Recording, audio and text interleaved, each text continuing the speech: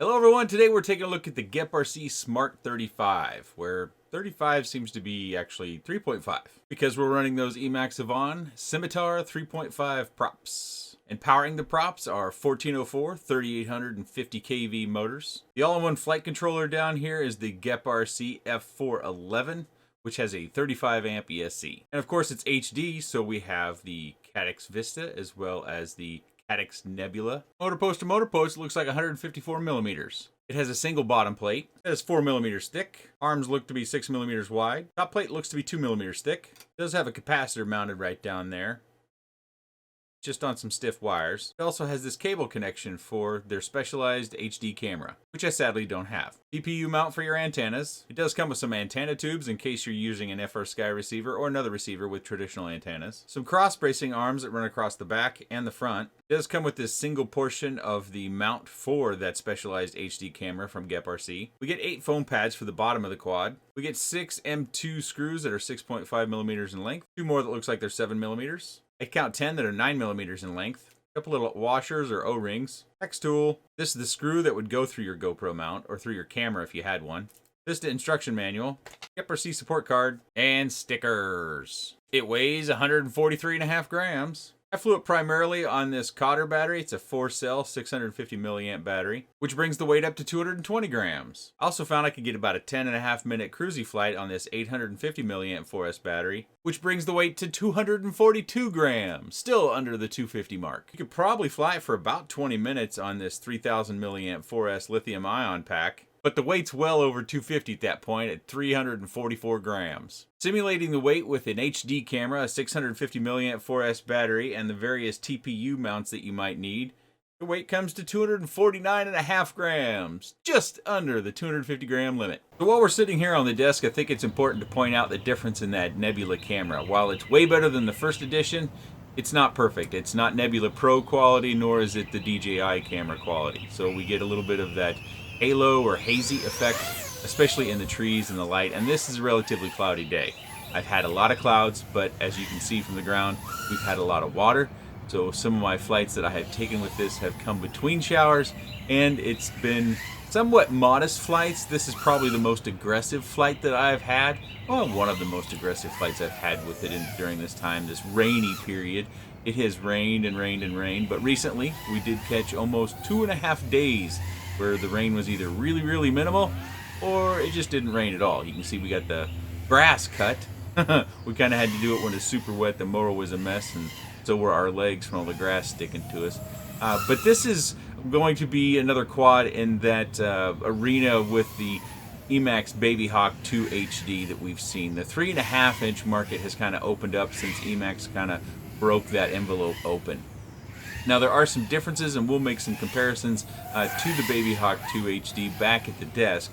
But for right now, just about this isn't going to be as powerful as you might expect if you've seen the Emax Baby Hawk. I guess that's a little bit of a comparison.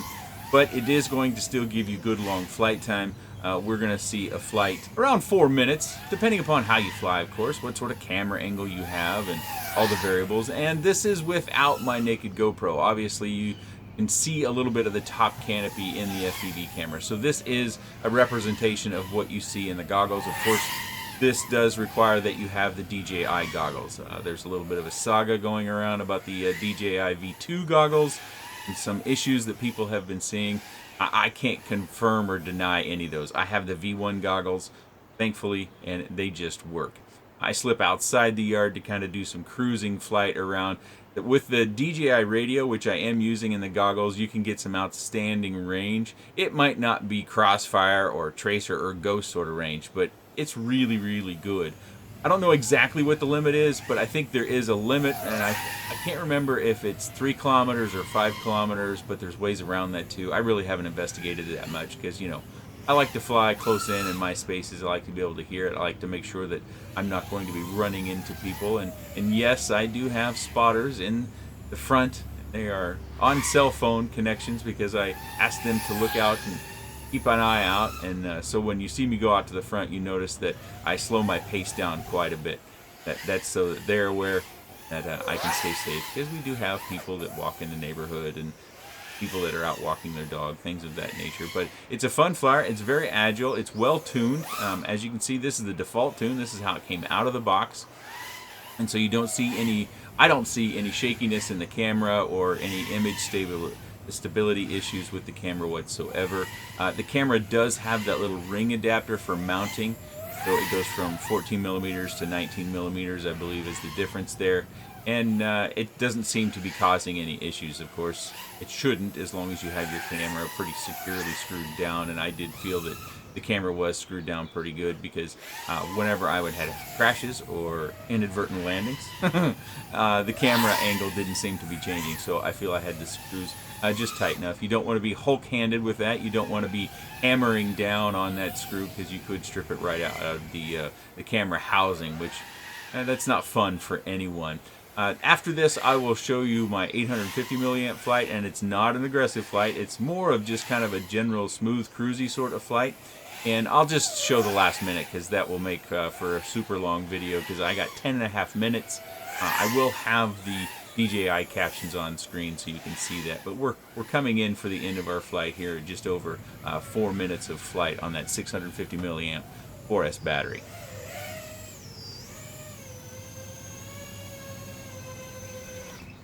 So coming up here, you can see I've got the flight time on screen. We can see 71 seconds ticking away on that clock. And I wanted to give you a sample of how I was flying this in order to get that 10.5 minute flight. I didn't want you to expect me to be ripping around and going for major punch outs. Pretty much, you know, smooth turns, just kind of cruising around. And there are some people, and I've chatted with a few of you in the comment section and on Facebook, that are looking for quads with this sort of flight. So with an 850 milliamp 4S battery, the one I'm using is the RDQ, you can get, let's just estimate, say 10 minutes and 15 seconds with this sort of flight. When the flight does end, you'll see that the battery voltage will read 13.8. If you could see what I see actually in the goggles, you would see that the per cell voltage does bump back up to 3.5 volts per cell about 10 seconds after the flight ends, which is where I want my batteries to be. I did mention the lithium ion battery. You could fly that, and I'm estimating 20 minutes of flight on that, because I'm surely not flying it that long.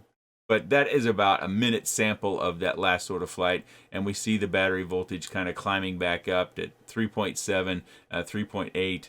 That's total cell voltage. So in beta flight, it averages that stuff out, and I'm looking for 3.5 volts per cell, which I do end up getting. Also, you might notice the delay there at 30 seconds. That's a little bit higher than normal. I suspect that's because of the humidity, all the storms and clouds that we've had in the area for such a long time. So they give you this camera mount for your HD camera, which this camera mount is pretty specific to their camera, which looks similar to a naked GoPro, but I believe it's a Hero 9. You can check their website for that. They didn't send that with this, but it is available, and they've kind of made this quad for that, and to stay below that 250 gram limit on a 650 milliamp 4S battery. But it's got a notch in the back, very similar to the SMO4K, which I have, but I haven't even bothered to get it out of the box yet. I should have possibly for this review, but with all the rain, I always had to head out so quickly. It does come with the bolt that you need to go through there that does have a nylock nut in it. But the camera has a little mount in the back, and it would just slide between there, and then you could adjust your angle. With most traditional mounts, such as mine, it doesn't necessarily work with this. So I did not fly it with the naked GoPro. But that is what this quad, one of the features of this quad. I think something that might be of concern to some of you, because we pointed it out on the Baby Hawk 2 HD, which we will get out here in a minute, is the fact that, you know, the Vista is mounted to the top plate, and there isn't really anything else to support the top plate. So we give it a little squeeze test here. And I think what they've done, because I can feel it resisting my squeeze, is they've used a lot of the wiring to kind of put it in the middle, as well as, well, the camera connectors up front here. So it's not that, it's just this wiring. The wiring is kind of acting as the buffer between the Vista and the all-in-one flight controller. Of course, the flight controller is mounted down here to some gummies. So this body isn't nearly as long as the Emax, but that could be a concern for some of you if you come in a crash and you crash on the top of the battery. You know, it is going to compress down here a little bit. Something to be aware of, but we do have 2 posts here, and then, well, we technically have 4 posts here, and then 2 more in the back, and a relatively short distance between those posts. So hopefully that keeps things well suited. Also, they did something new here that we haven't seen before. We have these, I think they're kind of clear, or at least semi-clear, plastic that's covering the wires, and that's an interesting bit because, and what that there for is if you have a crash and then you try to maybe turtle mode and fly your way home or something, or you just keep flying, that if the prop bends down far enough that it won't chop your motor wires. It would just get stuck here, and you'd probably hear a sort of sound, and then you should know by the sound, or at least in the goggles, the lack of reaction of the quad to what you're doing, that you know that you have a prop and you've got to go do the walk of shame, which we all do. It shouldn't be so shameful. It's just a badge of honor in this hobby that you've got a prop that's severely bent. But I like that. It's a little extra touch. They do feel secure. They are just stuck down. They're not wrapped around the arm or anything like that. So this is just a feature where they're stuck down there. And you know, years ago, people used to take broken props and tape them to the motor wires or over the motor wires, essentially to do this. But now the hobby's progressed and manufacturers have progressed to where they make things that are specifically for motor wire protection. Also here on the camera, hopefully we can get a shot of that. You can see you can move the camera back and forth. With my camera angle, you could see just the top of these corners of the top plate in the view, and I did move the camera all the way forward. So with it in that position, you can see it, you know, dead on crash, camera is exposed a little bit. So you may want to sacrifice a little bit of your view for camera protection, and you can do that by loosening this up and moving the entire camera back in that slot. Metal buckle serves as our battery strap, and I prefer that. I prefer the metal buckle. They also have a rubberized and a grip to their battery mat. So this again is something that I prefer. This comes in the bag. You have to apply this yourself. That's not a big deal. You know, I've done it many times. You just line up the holes and you plop her down, and she sticks real good. So this should help the battery stay very, very secure and compact. I appreciate the fact that they did zip tie the HD camera lead that should just plug in right here, made for that connector. But one thing that they didn't do that I did do is I secured the lead here at the back. Hopefully you can see that. So I pushed the motor or the battery wires down a little bit, and then I used a zip tie. That way I've got a little bit of flex. So if I do have a crash where I'm flying forward and the battery tugs, it will at least pull on the zip tie first before it pulls directly on your ESC pads. That's something that the Emax Baby Hawk didn't do either. Speaking of the Baby Hawk, why don't I get that out so we can have a little visual comparison. Here's a little bit of a top-down view, visual comparison of how they look. Obviously, the Emax Baby Hawk 2 has the battery lead coming out the front. I haven't secured mine down, but that's something that needs to be done. They both have capacitors. That's pretty much recommended on all these DJI or Caddx Vista based quads, as they have a capacitor installed. They're obviously running the same props, but they have a much different design. This has a wider base, and this is using the Nebula Pro camera, so a little better image, or a lot better image depending upon your perspective, out of the Emax Baby Hawk. The battery strap on the Emax Baby Hawk is really big, and for the batteries that I fly, even an 850, that's still a really big battery strap. It's a minor issue. Many of you will have battery straps you'll swap out possibly for that. And the Baby Hawk 2 does also have its own rubberized battery mat, but it doesn't really have any sort of grip finish to it. It's just rubber in here. Antenna position might be an issue that some of you look at. As you can see here, the antennas, you know, much different length, much different mounting, something to consider. The Emax Baby Hawk also uses the Vista as part of the standoff and the support on the tail section, whereas the GEPRC does not. It mounts it dead center over the flight controller. And then the Emax Baby Hawk also has a bigger capacitor. Can't quite see that, make that out, what the size of that one is. And it's got a little piece of foam tape there over the flight controller to stick that down. The GEPRC one has using those kind of stiff wires in order to mount their capacitor and keep that securely in place. My preference would be to do something like Avant Quads does, to have some sort of TPU mount that actually holds the capacitor in place rather than relying on foam tape or wires that are just stiffer. Let's take a look at the bottom view as well. Now this is something else I think, well, not something else, but a thing I wish Emax would have done, which is to include some of these feet.